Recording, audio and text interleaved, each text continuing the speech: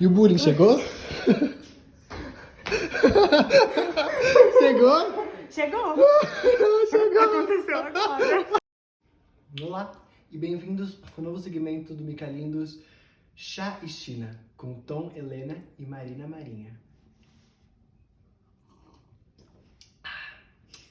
Nesse vídeo, nós vamos entrevistar as duas especialistas sobre a China, Helena e Marina, e também alguns convidados especiais para descobrir o que eles acham da China, num ponto de vista geopolítico.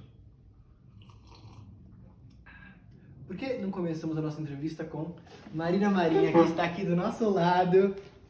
Marina Marinha, o que você acha sobre a China no geral? Eu acho a China meio camp. Ah, é? Por quê? A gente só vai ver no nosso podcast. Fique e assiste para descobrir por que a China é camp. No Chá e China. Chá e China. De novo. Chá e China. Então estamos aqui com a nossa especialista sobre a história da China, Helena Rottermund, que vai nos contar um pouco sobre a história da China de um ponto de vista geopolítico. Então, como que você começaria essa saga sobre a China? Bem, o nascimento da civilização chinesa começou no norte da China, conhecido como Planície Central, que é uma das mais povoadas do mundo depois da industrialização em 1950. Lá tem dois rios principais.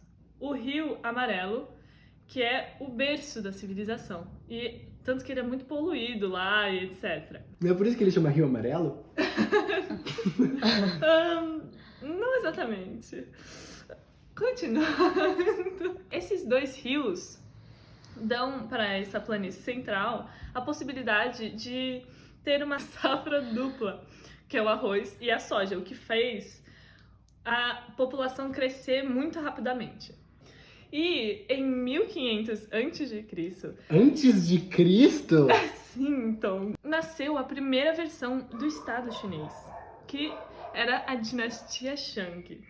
E nela tinha o povo Han, que é esse povo, primeiro povo, assim, do planície central. Vamos ver. E a língua mais falada por eles era o mandarim, o cantonês. E que hoje fica 90% da população, então é uma grande parte da China. E a China, naquela época, e mesmo agora, tinha a mesma estratégia que a Rússia, que era o ataque como a defesa. As barreiras naturais serviam muito como defesa, e para as guerras deles, as barreiras naturais ajudavam muito os Hans, e por isso que eles queriam expandir o território deles. Tanto que eles quiseram expandir até o Tibete, que foi muita luta pra eles, assim. Em 1900... Pro Tibete ou pra China? Pros dois, né? Até 1951. Nossa, foi tipo ontem. Sim, tipo um piscar de olhos. A Grande Muralha da China começou na dinastia Qin, que foi em 221 a 207 a.C. E entre 605 e 609 depois de Cristo, né, a China começou a construir o Grande Canal, que é a mais longa via navegável construída pelo homem, que foi na dinastia Sui. E a construção desse canal deu a possibilidade da união dos Hans do norte e do sul, o que deu várias tretas, assim, mas no século XI os Hans pararam de brigar um pouco para se concentrar nos mongóis, que eles estavam querendo, assim, sabe, conquistar. Então, o Tom podia muito ser uma repórter da Globo. Então, para de fazer pergunta que ela não sabe. Sim, os Hans são muito unidos, assim, sabe? Sim, Tanto... mas deve ter algum medo de isso acabar algum dia. Nossa, como você sabe disso? Eu tenho que ir embora de ônibus. Tadinha da Marina. Tadinha nada. Então, no século XI, eles começaram a focar um pouco mais na Mongólia. E tanto que os mongóis, eles conseguiram derrotar muita parte da China, do sul e do norte. Do norte e do sul. E em 1279, faz um tempinho aí, o Kublai Khan, o imperador estrangeiro, ele tava lá, né? Ele tava no governo, só que daí, o quê? Os Hans foram batalhar e assumiram o poder de novo, com a dinastia Ming. Então começou assim, a China a se comunicar mais com a Europa. Então eles começaram a fazer mais um comércio pelo mar, marítimo. Isso deu uma característica que ela persiste até hoje, que é a característica do litoral ser bem mais rico do que o interior. Como Xangai e etc. Cidades urbanas. E no século... Peraí. 5, 6, 7, 8, 18.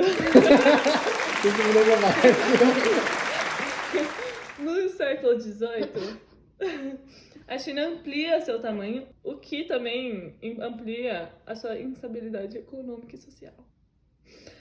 E no século 19 e 20, com a vinda dos europeus, o governo chinês fala que essa vinda dos europeus foi a maior humilhação depois da derrota que eles tiveram por um tempo dos mongóis. E com a invasão do Japão em 1932 e 1937, o Japão ocupou a área central, mas o Japão se rendeu para os Estados Unidos na Segunda Guerra, no final. Então, a China conseguiu de volta essa parte lá. Nossa, quanta informação, né, Helena? Será que você gostaria de um chazinho do chá leão? Nossa, sim, por favor.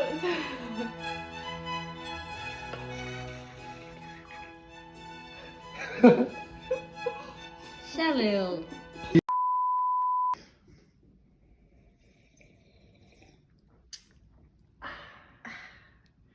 E eu acho que é isso por hoje. Por enquanto, né? Por enquanto. Daqui a pouco. Então agora nós trouxemos a nossa especialista sobre outros assuntos da China para perguntar um pouco para ela sobre as fronteiras da China em um âmbito geopolítico. Marina Marinha, você pode nos falar um pouco sobre a China e suas fronteiras? Olá, eu vou falar agora sobre a China e suas fronteiras. Exatamente como eu pedi. Durante séculos, a China e o Vietnã disputaram seu território, sendo que a fronteira desses dois países é a única parte geograficamente que não é difícil de transpassar pela China. Porém, ao passar dos anos, vira cada tempo menos interessante para o Vietnã a invasão da China. Eles têm duas opções nesse momento, que é ou se alinhar com os Estados Unidos, ou se alinhar politicamente com a China. E por que eles estão fazendo isso? Por causa, talvez, do aumento de poder bélico da China? De poder militar da China? Para evitar conflitos. Eles não querem causar nenhum conflito desnecessário com o seu vizinho. Uhum. As fronteiras da China com o Myanmar têm as dificuldades já de uma cadeia montanhosa. E as fronteiras com o Laos têm uma densa selva. Já a Índia tem o Himalaia, Que é bem difícil de que atravessar. é bem difícil de atravessar. E a cultura desses países, tanto quanto o empecilho geográfico, faz com que eles não tenham nenhum ganho de ter conflitos entre eles. Eles têm coisa melhor para fazer. Como talvez beber um chazinho, especialmente chá leão. É muito gostoso. Ô Marina, depois de tanta informação, será que você gostaria de um pouquinho de chá leão? Eu aceito.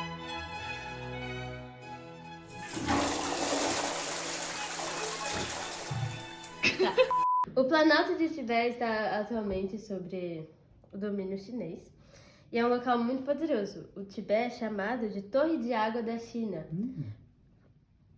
pois muitos dos rios cruciais da China começam lá. Então eles provavelmente... Existem movimentos de libertação no Tibete.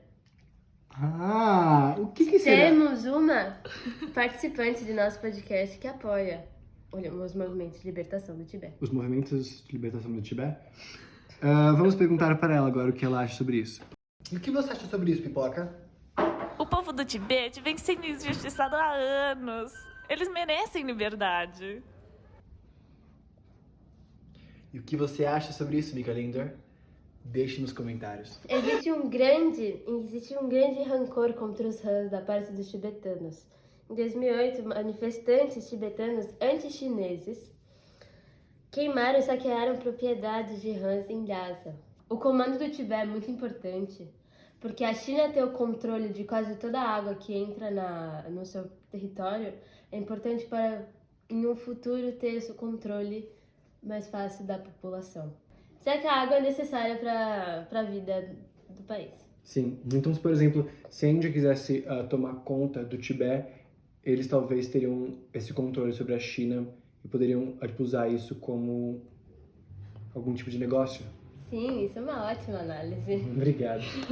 As linhas ferroviárias da China até o Tibete ajudam a crescer a população local chinesa.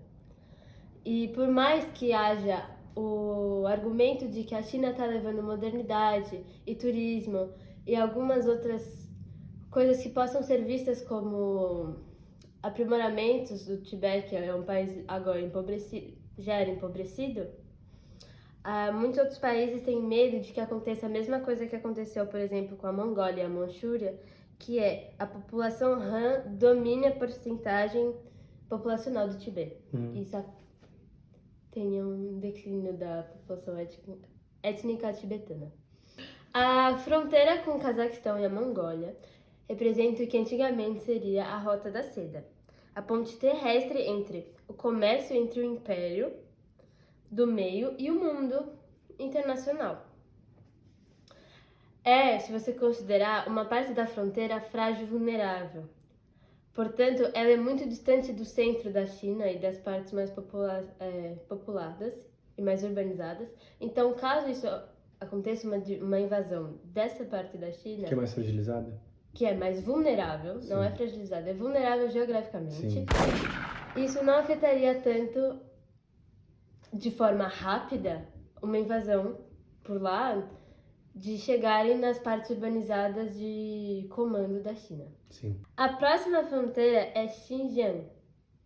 Ela faz fronteira com 8 países, incluindo China, Mongólia, Cazaquistão, entre outros. Para a China, Xinjiang é importante demais do ponto de vista estratégico. Por isso, reprimem qualquer movimento de revolução. Não só faz fronteira com 8 países, servindo de para-choque para a área central da China, como tem petróleo, e abriga a área de testes nucleares chineses. As novas vilas e cidades que brotam em Xinjiang são todas altamente povoadas pelos Hans. Atraídos por novas vagas de trabalho feitas pelo governo chinês, supõe-se que a população seja aproximadamente 40% Han.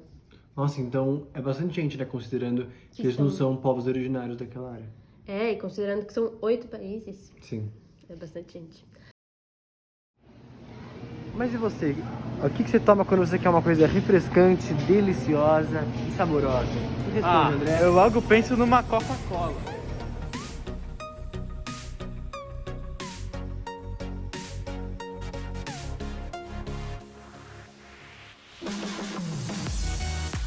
Coca-Cola. Você conhece, você confia.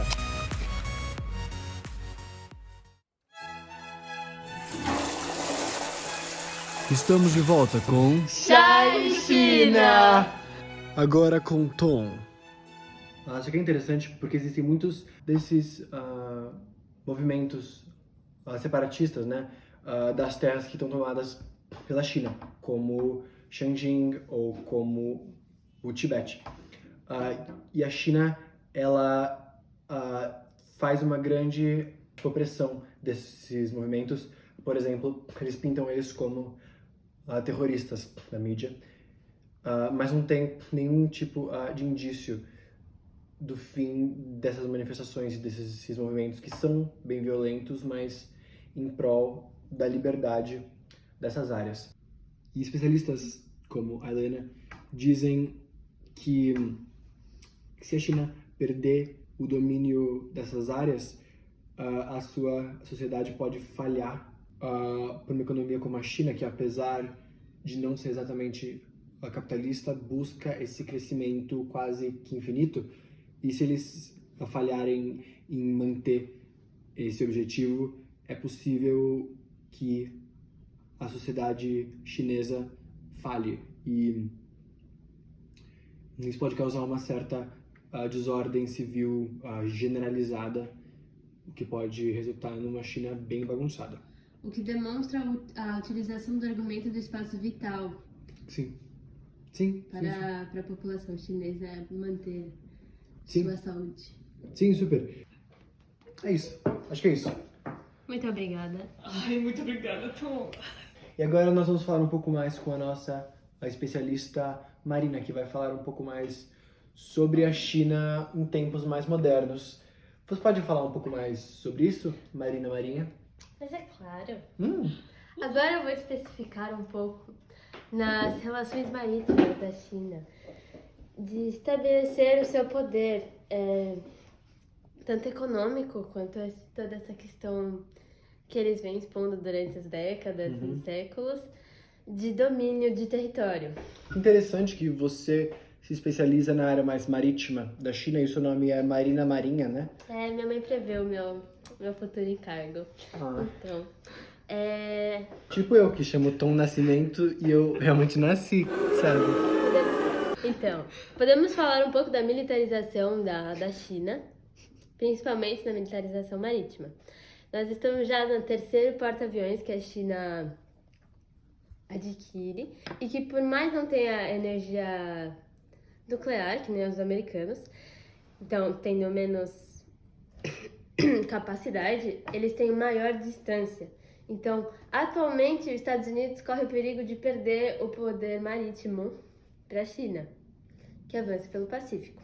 A China, ela se preocupa extremamente em aumentar a artilharia costeira, porque tendo a sua costa protegida, que é extensa, ela pode fazer com que sua frota não tenha que se abarcar nos portos para ter que defender em algum ocorrido, alguma situação, não ter que ficar para defender a China, já que já tem sua artilharia costeira.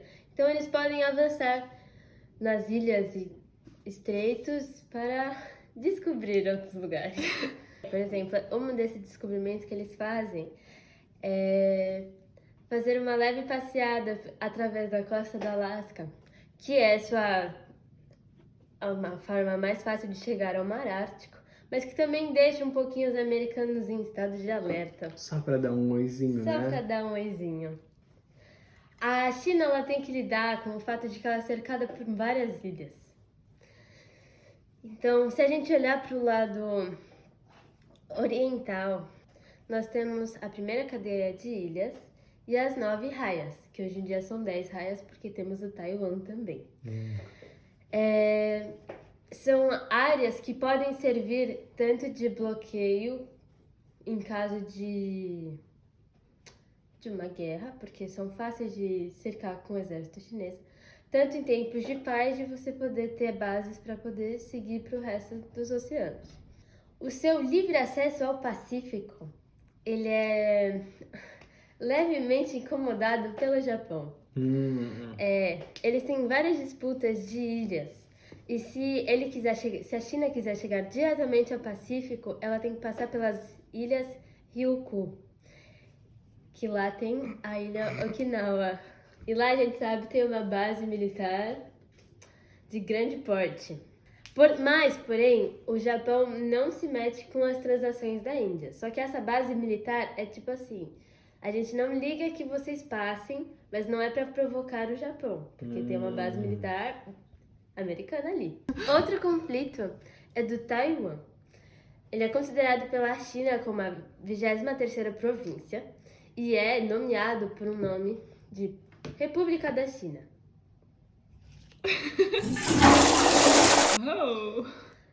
Esse chá, por acaso, é o chá-leão? É muito gostoso, né? Enfim, a República da China. A República da China, que conhecemos como China, é a República Popular da China. A República da China, como Taiwan, é um nome que Pequim reconhece de Taiwan não ser um estado separado, mas que ainda tem uma leve diferença do nome da China, sabe? Porque não tem popular ali no meio. Mas enfim, o Taiwan divide o Mar da China Oriental e o Mar da China Meridional. E ele é aliado dos Estados Unidos. Eles estão constantemente em embate nessa questão de identificação como um estado separado ou não. A China quer muito que o Taiwan volte, pare de se considerar um estado independente. Mas ela não quer fazer envolvimento militar. Ela quer convencer eles a voltarem. Por exemplo, ela utiliza o soft power. Eu explico? Soft power não seria aquele tipo de poder que não é militar, mas sim um poder cultural, assim como o K-pop na Coreia, os K-dramas na Coreia, ou talvez a música pop dos Estados Unidos? Exatamente. Não só a música pop dos Estados Unidos, mas quase todos os meios culturais e midiáticos. Por exemplo, um meio que a China faz nas manifestações de Hong Kong, eles escolhem não usar tanta força brutal contra os estudantes, porque eles sabem que Hong Kong é uma cidade altamente televisionada. Se fosse outra cidade, eles teriam mais poder policial contra os manifestantes, porque não é televisionado. E se o Taiwan visse televisionada a violência contra os estudantes em Hong Kong, ia ser uma certa... Por que você ia querer se relacionar com o país? Por que você queria fazer parte de um país que bate trata estudante. estudantes dessa forma? Entende? Mas eu acho que o governo... Eu não sei se o governo, porque o governo chinês tem acesso à manipulação da televisão da China. Eu não Que sei como top. isso funciona no Taiwan. Será que a pipoca gosta de manipulação de conteúdo, censura pelo governo chinês? Vamos perguntar a ela. Será que a pipoca não vai ser somente uma apoiadora do separatismo tibetano, mas também do separatismo taiwanês? Vamos perguntar para a Pipoca agora. Pipoca, e o que você acha do movimento de libertação de Taiwan? Apesar de não me alinhar muito com os posicionamentos estadunidenses, eu acredito que Taiwan merece ser reconhecido como Estado independente. Bom ponto. De volta com você, Tom. Muito gostoso. Muito obrigada e até o próximo episódio.